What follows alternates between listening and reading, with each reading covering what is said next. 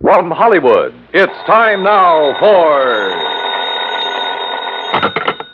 Johnny Dollar. The count's 3-2 and the bases are loaded. And Ted Williams is at bat, huh, McGraw? Oh, Johnny, how'd you know it was me? Oh, just psychic, I guess. What's on your mind, Bert? Fella named Henry Sampson. Ever hear of him?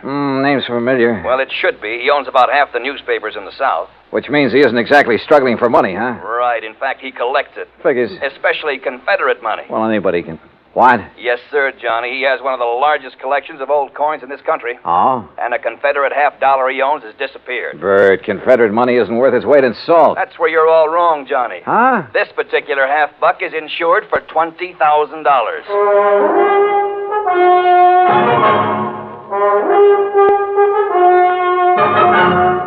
Bob Bailey in the exciting adventures of the man with the action-packed expense account, America's fabulous freelance insurance investigator. Yours truly, Johnny Dollar.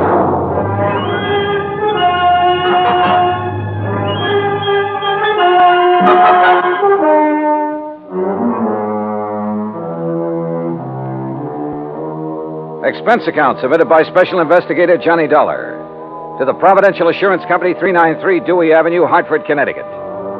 Following is an account of expenses incurred during my investigation of the Confederate Coinage matter.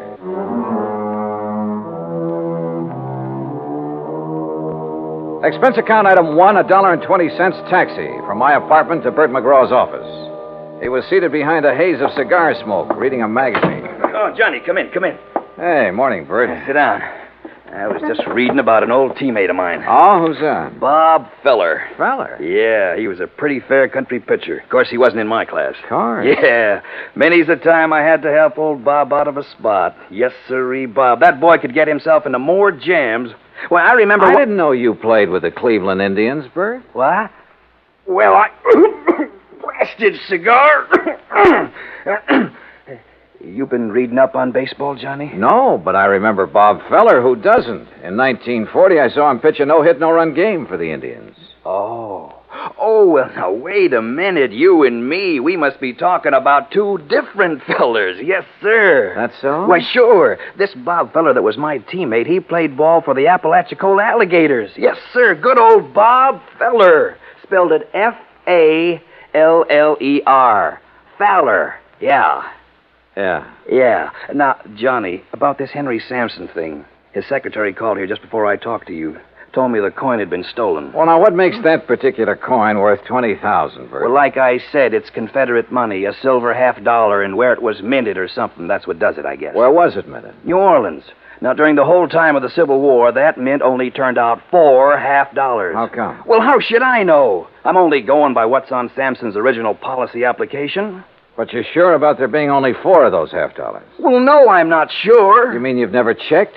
You insured the thing on Sampson's say-so? Well, Johnny, look, we were glad to get his business. Well, you must have been out of your mind. mind. Now, stop balking, Johnny. You want to know how come that mint didn't make any more of them? You go ask him. I plan to. Where'd you say he lived? Right outside Birmingham, place called Shade Mountain. Expense account item 2, $107, air transportation, Hartford to Birmingham, Alabama. I claimed my luggage and was about to step into a cab when I was approached by a man of about 30, crew cut, Brooks Brothers suit. Mr. Dollar? Yeah, that's right. My name is Kopek, Michael Kopek. I'm Mr. Sampson's secretary. Oh, yeah. Your Mr. McGraw was good enough to tell me the time of your arrival. Are you all ready to go to Zorah? Zorah? According to the Bible, it was the village of Sampson. Oh, yes. Only I'd like to check into a hotel and freshen up a bit first. That is, if you don't mind. Mr. Sampson would mind, sir. But look, I've been He aboard instructed me to assign you a room in the guest house. I'm sure you will find it more than comfortable, Mr. Dollar. This way, please.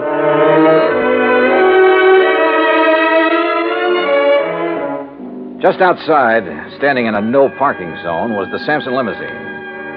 A uniformed chauffeur took my bag, and about 40 minutes later, we passed through the gates of Zorah, Sampson's private domain.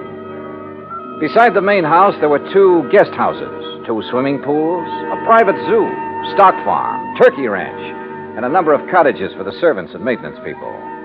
Inside the main house, Kopek led me down a long hall lined with statues and oil paintings and other art objects.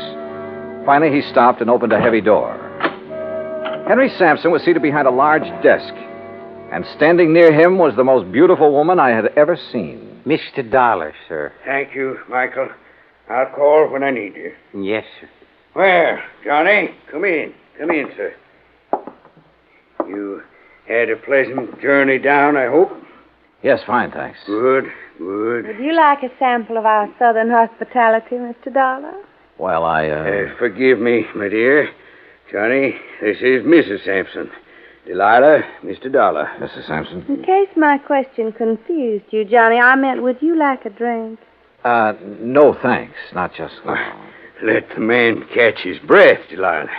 Now, Johnny, let me get on my feet. I can't give you more than 10 minutes of my time. So, let's get right down to business. This here's a display case that was broke into. Mm-hmm.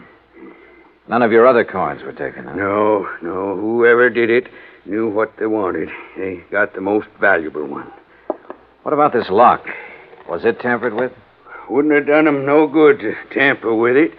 It's the biggest and strongest that Yale makes. Reckon he knew that. That's why he broke the glass. Then you think someone familiar with this room and your collection took the coin? If you want to know the truth, he suspects me. Delilah. Mr. Sampson, did anything unusual happen that evening? Did you have any visitors? None. Delilah and I ate our supper. I worked for a couple of hours, same as always. Then we played casino till 10:30. We always play casino until 10:30, John. It's the only thing that relaxes my husband. I see. There were only 4 people besides myself in the house.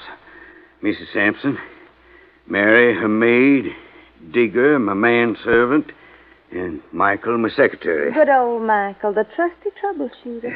Mr. Sampson, according to your policy application, only 4 of those Confederate $half were ever made. Is that right? Yes, 'tis. Confederate states didn't have any silver bullion to make more. Dirty Yankee blockade.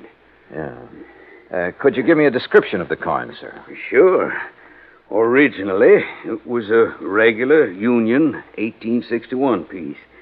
At the New Orleans Mint, they ground off the reverse side and stamped on the shield of the glorious Confederacy and the words Confederate States of America. Hallelujah. May the South rise again. Now, that's not funny, Delilah. I think it is. Don't you, Johnny? Well, I'm just... You just give me your answer later. Right now, I'm going to have another drink. You ready? Not yet, thanks. No, you don't know what you're missing. You'll have to forgive my wife, Johnny. She isn't herself this evening. I haven't been myself in several years. Not since I married this man. You shut up, woman. Michael. Yes, sir. Mrs. Sampson is tired. Very tired. She wants you to take her to her room. Yes, sir. Well, see you at supper, Johnny. I'll have your supper sent up to Don't you. do me any favors, fat man. Get her out of here, Michael. Get her out before Sorry. But she sometimes... It's all right, sir. I understand. Do you? Good. Good man. Now then. Oh, that's better. Now, about the coin. President Jefferson Davis gave it to my great-grandpappy for his service to the cause. Are you sure of its value? Sure it's worth $20,000? Why, shoot, boy. My grandpappy turned down 10,000 for it back in 1879. The way things are now, it's got to be worth 4 times that. Well, what's the matter? Don't you believe me? I didn't say that. Well, then what are you looking at me so suspicious for? Well, Mr. Sampson, I have a hunch you're holding out on me. Johnny, you're getting paid money to find the person that took it. Now, you earn your pay. I'll try to. Only I'd appreciate some help. I'll give you help. In fact, already have. Like how? Like the gates to Zora. I've kept 'em locked ever since it happened. And until you find that coin, nobody leaves here. Those gates stay closed.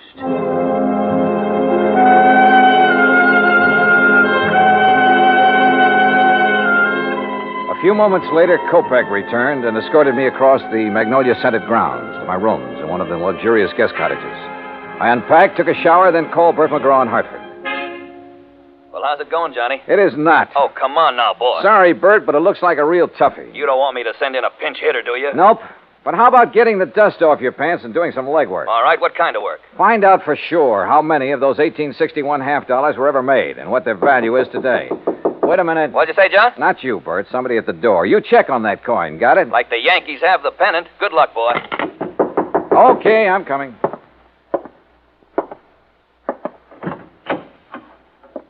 Yeah? Mr. Dollar, Yeah, that's right. I'm Mary Williams, Miss Sampson's maid. And I'm Digger. Everybody just calls me Old Digger. He's Mr. Sampson's man. We snuck off and come over here to see you. Oh, well, come in, please. Thank you, sir. Oh, yes, yes, yes. Thank you. Sure hope nobody saw us come in here. Well, what's this all about, Mary? Mr. Dollar, being an insurance investigator, you work for a company instead of the police, is that it? Yes, the company I'm working for now is in Hartford, Connecticut. Way up north. Oh, that's good. Mr. Dollar, Digger here, he's just scared to death. Scared of what? If you'd be here a while, you'd know. Gosh, you sure would. Well, can't you tell me? Mr. Sampson's got a big place here. He needs lots of folks to keep it up for him, and he gets them cheap from the prisons. What? Yes, sir. Somebody finds out who's going out on parole. The next thing a man knows, instead of being all the way free, he's here, working for Mr. Sampson. Yes, sir. And if he don't like it, Mr. Sampson has him sent back. Oh, come on now. Look, this is 1957. Things like that just don't happen anymore. Tell him, Digger. Well, Mr. Dollar, sir, I don't want to go back to that place. No, sir. I don't ever want to go back. Oh, it's all right, Digger. Mr. Dollar, we wouldn't have bothered you at all, except that Digger and me, that is, we want to get married. That's right, yes. But if he's sent back to prison, well, he's already spent 15 years there. And you're afraid that Mr. Sampson is going to send him back? Yes, sir. Mr. Sampson or somebody else around here. But why? Well, come on. One of you say something. Well, sir, I ain't going to tell you, nobody else, Mr. Dollar. No, sir. I won't tell no matter what they do to me. I won't tell unless you give me your word. Unless you promise me. Promise you what? That you won't let Mr. Sampson or nobody send me back. You give me your word on the Bible. I'll tell. Yes. Well, come on. Tell me what. Well, sir, Mr. Dollar, Digger knows who took that $half piece.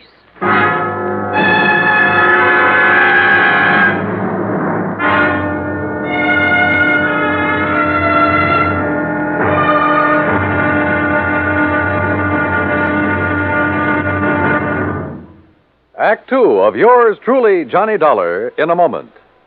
The American writer Christopher Morley once wrote, "When you sell a man a book, you don't sell him just 12 ounces of paper, ink, and glue. You sell him a whole new way of life," unquote. Now that goes double when you give, not sell, a book. But the gift of 550 books to little children increases the legacy tenfold.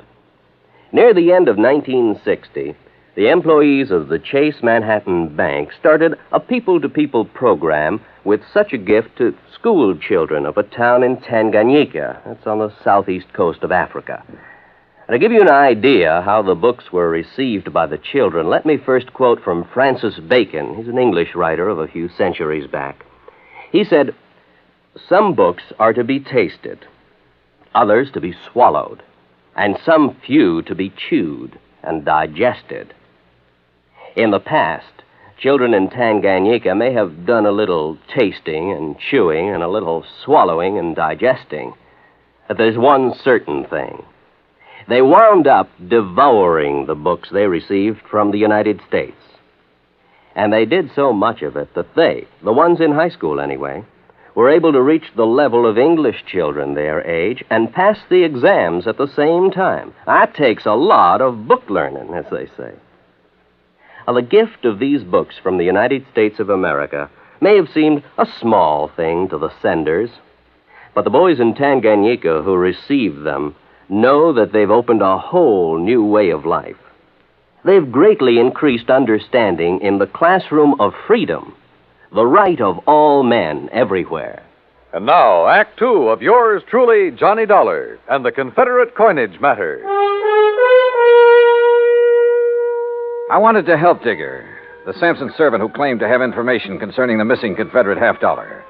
But I couldn't promise him anything without first knowing more about the part he had played, if any, in the theft of the coin. I did promise to think over his offer and let him know if I was interested by the next afternoon. Anyway, at 8 that evening, I joined Mr. Sampson and Kopek for dinner in the large dining room. After we'd finished our coffee, Sampson rose and excused himself.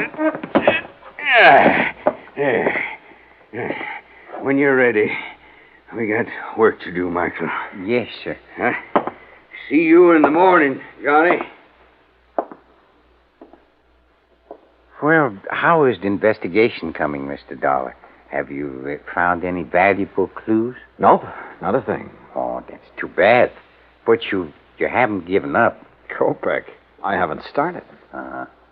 Well, would you care for something else? If not... No, I'm fine. Then shall we... Yeah, sure. Say, tell me something, Kopek. Anything I can. What about the servants who were in the house the night of the theft? Digger and Mary? Yeah. What do you know about them? Everything that there is to know. I have a file containing the record on every one of Mr. Sampson's employees. If you like, I shall have the information on these two sent to your rooms. I'd appreciate it. Now, if you will excuse me, Mr. Sampson is waiting in the den. You can find your way back to the guest house? Hmm? Sure. Good night. Good night, Mr. Dollar. Johnny. Oh, Delilah. Oh, where are you? Up here, on the stairs. No, don't come up. Oh. Johnny, do you like to ride? Well, sure, only it's been a long time since I've had a chance to, and I didn't bring any riding clothes. Well, that doesn't matter. Meet me at the stables before breakfast. You will, won't you, Johnny? What do you think? I went back to the guest house, and about half an hour later, Kopek delivered the files on Mary Williams and Digger. Everything Digger had told me was true. He had spent 15 years in prison on a manslaughter charge. So early the next morning, I crossed the green lawns of Zora and met Delilah at the stables. And a few minutes later, we were riding our horses away from the main house. Where shall we ride, Johnny? You want the cook's tour? Oh, I don't know. What's it include? Oh, the turkey farm, dairy, and zoo. Or would you rather go down to the river? Hey, you know, it's a funny thing, Delilah. What is? I've never seen a river. You fool. Come on, I'll race. Come on, boy. Come on.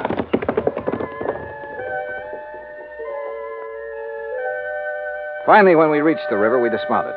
And she just stood there for a long moment, looking down into the water. Well? I guess I'm just reaching for something I can't have yet. You understand, Johnny? Why did you marry him, Delilah? His money. Only I was fooled.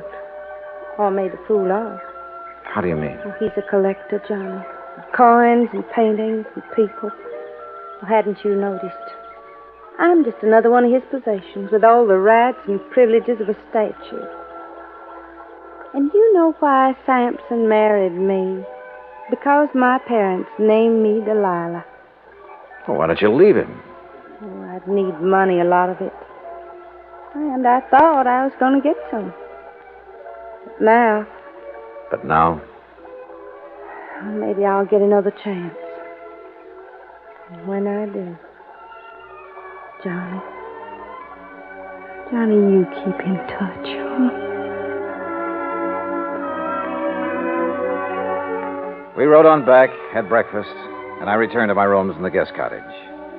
Around 11 o'clock, I picked up the phone and called Bert McGraw again. Johnny, About time you called. Yeah, what'd you find out, Bert? Enough to know that I'm in trouble, and you got to get me out of it. Trouble? What kind of trouble? That Confederate $50. Do you know what it's worth? $5,000. What? But you insured it for 20. I know it, but look, Johnny, it wasn't all my fault. I mean, well, how did Sampson know about the dies? What dies? The dies a man named Scott made 500 of those $50 from back in 1879. That's what lowered the price of the original $50. You mean there are 500 of those $50 in existence instead of 4? 504. The 4 original ones made in 1861, the rest were made later. Well, looks like you're out 20 grand, Bert. Oh, don't say that. Unless. Yeah? Unless you're willing to let me try something down here. Anything, Johnny boy, anything. Even if it costs 5 grand? Well, you know what'll happen to me if the company has to take a loss of 20,000 for something worth only 5. Johnny, please, go ahead. Thanks, pal. I'll call you later.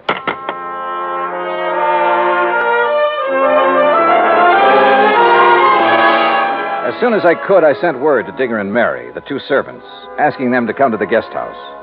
It was almost 3 o'clock before they arrived.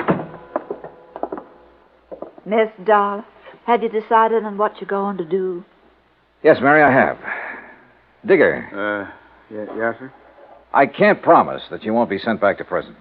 Well, then I ain't going to tell you nothing. Now, wait. Sir. Let me finish. But I can promise that I'll do everything possible to help you. Well, sir, I have to ask Miss Mary. You know, she's the one who talked me into coming to you in the first place. I did it soon as he told me what he'd done. I didn't know about it till afterward, Mr. Dollar. All right. Just what did he do, Mary? Well, it wasn't his fault. He just had to break into that case and take that $50. Yes, sir, that's right. I had to.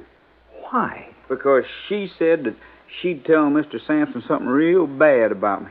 Something that'd cause him to send me back to prison. She? Mrs. Sampson? Yes, sir. That's the truth, Mr. Dollar. I swear it.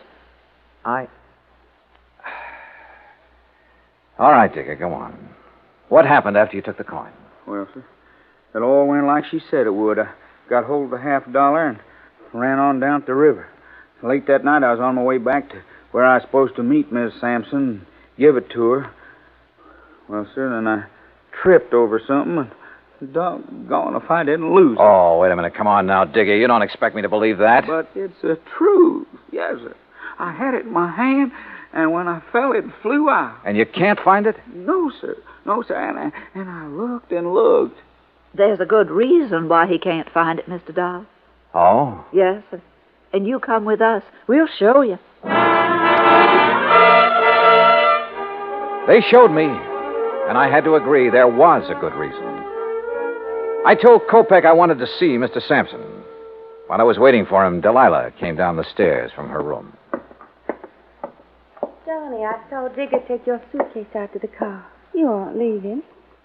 I will be in a few minutes. Well, Johnny, have you found the coin? No, not quite. But I know where it is. And I know how it got there. You do? Why did you do it, Delilah? Why did you make him do it? You ought to know by now, Johnny. I did it for the same reason I've done everything else in my life, for money. I thought I could use the money to get away from here. What'll you do now? I don't know. It's up to him. You do have to tell him, don't you? Yes, Delilah. I'm afraid I do. There's no other way. I mean, well, couldn't you say one of the servants? No, Delilah, don't you say it either. Okay, Johnny. See you around, huh? Sure. See you around.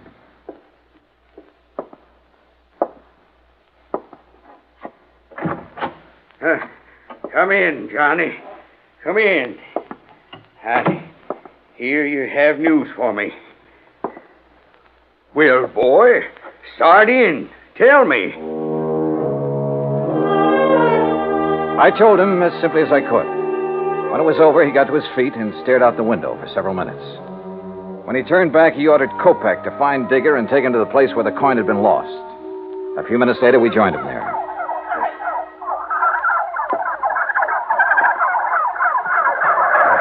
I can't believe it. This where you lost the $50, Digger? On the turkey farm? Yes, sir. Yes, Mr. Sampson, sir. right over there. Well, why didn't you get in there and find it? Well, I told Mr. Dollar how come I couldn't, sir. Well, Dollar? He couldn't find it because when he dropped the coin, one of those turkeys swallowed it. Dollar, what do you mean, one of those turkeys swallowed it? Well, sir, just what I said. Turkeys will eat anything that glistens or shines that's dropped near them. And since Digger was cutting across this field when he dropped the coin... But, boy, do you realize there are 2,000 turkeys in there, and any one of them could have my $50? The $50 Jefferson Davis, president of the glorious Confederacy, gave my grandpappy. Any one of them could have it stuck in his skinny redneck? Yes, sir, it certainly could. Well, good. Now, you just tell me, how do you propose to get me my $50 back? You can't do it. You'll have to give me my insurance money. Yes, we know. That's why we're willing to buy the turkeys from you. What? Yes, sir. I'll give you $5,000 for the turkeys and guarantee to return the coin within 90 days, providing... Go on. Providing you allow Mary Williams and Digger to leave here and be responsible for the recovery of the coin. You mean you're going to let them tend the turkeys? I'm going to give them the turkey. What? Oh, Mr. Dollar, you're a good man. Digger, you miserable... You hush up. Well, Dollar, you sly fox. Doggone, boy. You just got yourself 2,000 turkeys.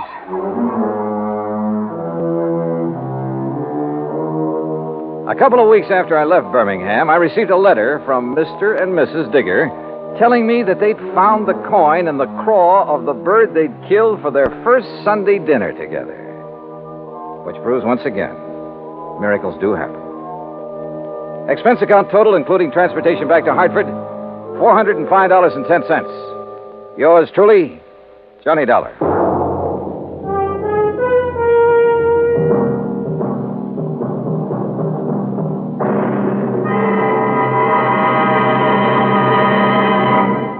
Now, here's our star to tell you about next week's story. Next week, the story of a tragedy that befell a sweet old widow, and the very surprising results. Join us, won't you? Yours truly, Johnny Dollar.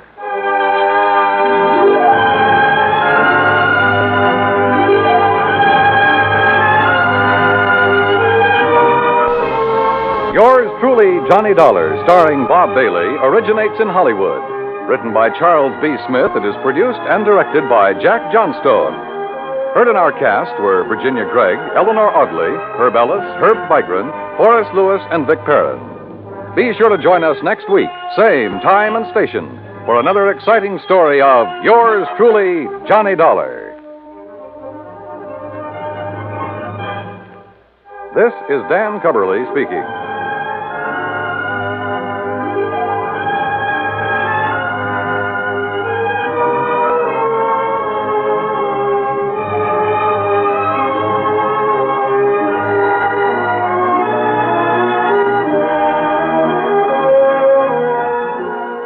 This is the United States Armed Forces Radio and Television Service.